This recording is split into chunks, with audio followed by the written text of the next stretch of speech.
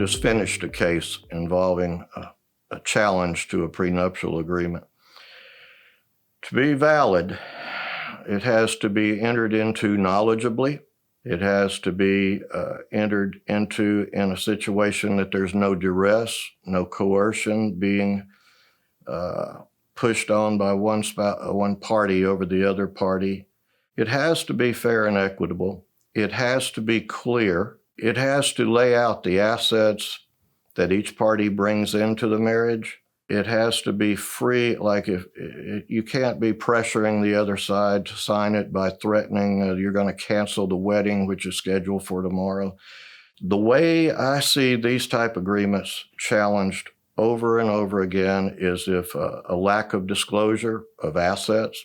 That's why every prenuptial agreement should have a schedule of assets and debts that each party brings into the marriage. We see them challenged so often on they're just foisted on the other side right before a wedding, that type thing, and put under a lot of pressure.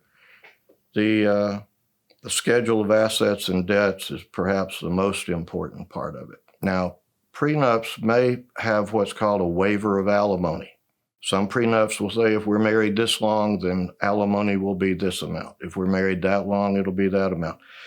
Other prenups will say, we agree that if we get divorced, there will be no alimony.